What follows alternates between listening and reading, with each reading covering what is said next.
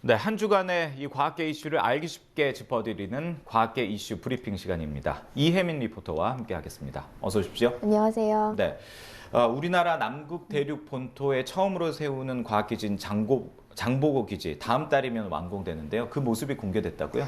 네, 한반도의 62배 크기인 남극 대륙 본토에 자리 잡은 장보고 과학기지는 현재 골격이 완성되는 등 공정률이 81%에 달하고 있습니다.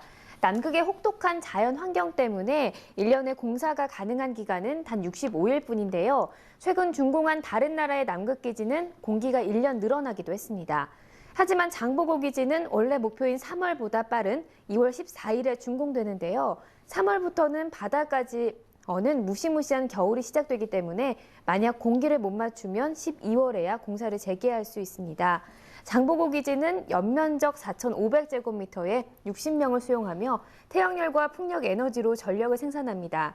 이곳에 1년간 파견될 월동 연구대원들은 영하 34도까지 떨어지는 혹한을 견디기 위한 극지 적응 훈련을 받았는데요. 정형외과 전문의와 엑스선 기기, 수술대, 혈액 검사기도 남극으로 가지만 비상 상황에 대비한 심폐소생술도 배워야 합니다. 또 남극에 가면 체중이 8kg 정도 줄기 때문에 한식과 중식, 일식, 양식 요리 자격증을 딴 대원이 대원들의 입맛을 책임지게 됩니다. 대원들은 1년간 고립돼 폐쇄된 공간에서 생활하고 겨울철인 5월부터 8월까지는 밤이 지속되는 극야를 경험하는 만큼 심리 검사까지 받았습니다.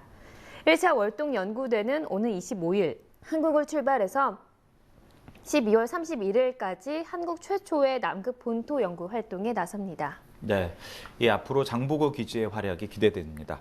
자, 다음 소식 볼까요? 이 우주를 떠다니는 먼지는 지구와 같은 새로운 행성을 만드는 재료로 사용된다고 하는데, 이러한 우주 먼지가 우주 초기에 어떻게 만들어지는지 확인할 수 있는 이 세계 최대 전파 망원경을 이걸 찾아냈다고요? 네, 우주를 떠다니는 먼지는 큰 별이 소멸하는 과정에서 발생합니다. 이렇게 형성된 먼지는 다시 별을 만드는 재료로 활용되는데요.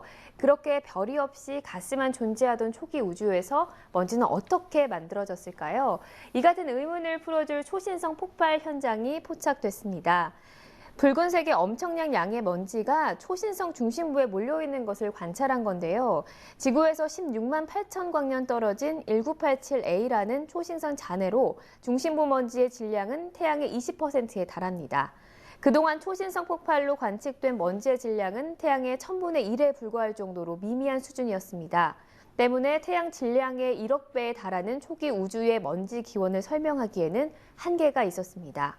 그런데 세계 최대의 전파 망원경 알마를 이용해 먼지 생성의 기원을 규명할 수 있는 증거를 포착해낸 겁니다.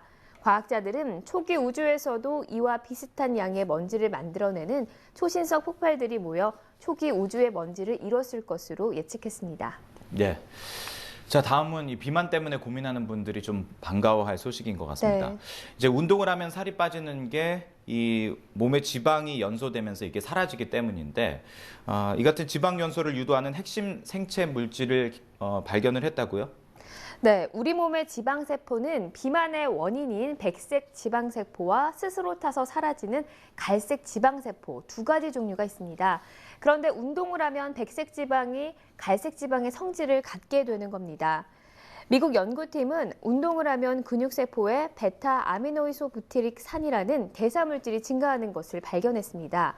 이 물질이 혈관을 타고 돌면서 간세포에서는 지방간의 대사를 촉진하고 백색 지방세포가 갈색 지방세포의 성질을 갖도록 유도하는 겁니다. 때문에 이 대사물질을 조절할 수 있는 방법만 찾아낸다면 운동하지 않고도 살을 빼는 일이 가능해질 수 있습니다. 하지만 아직 동물 연구 수준이기 때문에 실제 인간에게 적용하기까지는 시간과 연구가 더 필요하다고 의료계는 지적합니다. 네, 그렇군요. 자, 오는 8월에 이 수학계의 월드컵으로 불리는 세계 수학자 대회가 서울에서 열리죠. 네. 이 대회를 계기로 우리나라에서도 이 수학계의 노벨상으로 불리는 이 필즈 메달 수상자가 나올 수 있을까 많은 분들이 관심을 모으고 있는데요. 자세한 소식 전해주실까요? 네, 세상을 바꿀 열쇠인 이 수학에 대한 흥미와 인식을 높이기 위해 정부가 발벗고 나섭니다. 수학이 창조 경제의 뿌리가 될 수 있도록 올해를 한국 수학의 해로 선포한 겁니다. 오는 8월에 열릴 세계 수학자 대회에 성공적 개최도 다짐했습니다. 수학계 월드컵이라 불리는 세계 수학자 대회에는 전 세계 수학자 5,000명이 서울에 모일 예정입니다. 세계 수학자 대회 첫날에는 수학계의 노벨상이라 불리는 필즈상 시상식이 열립니다. 또한 세계적 펀드 매니저 짐 사이먼스의 대중 강연과 함께 일반인도 수학을 쉽게 접할 수 있는 영화제와 체험관 등 다양한 문화 행사도 마련됩니다. 세계 수학자 대회는 일본과 중국, 인도에 이어 아시아에서 4번째로 한국에서 열립니다. 네. 자, 그런가 하면 세계적인 이 학술지죠. 네. 네이처가 황우석 전 서울대 교수의 근황을 소개하는 특집 기사를 소개를 했다고요? 네, 그렇습니다. 네이처는 복제기환이라는 제목의 기사에서 10년 전 배아줄기 세포로 세상을 깜짝 놀라게 했던 황 전 교수가 연구활동 재기를 통해 오명을 씻을 수 있을지 주목된다고 소개했습니다. 네이처는 황 전 교수가 지지층이 모아준 350만 달러를 기반으로 2006년 수암 생명공학연구원을 차렸고 알츠하이머와 당뇨병 치료, 이식육 장기 제공, 멸종위기종과 애완동물 복원 등 생명공학 연구에 나서고 있다고 밝혔습니다. 또 연구소가 지난해 베이징 게놈 연구소와 협력 관계를 맺었으며 선사시대에 멸종한 매머드 복제 프로젝트도 진행하고 있다고 공개했습니다. 네, 지금까지 이혜민 리포터와 한 주간의 과학계 소식 정리해봤습니다. 소식 잘 들었습니다.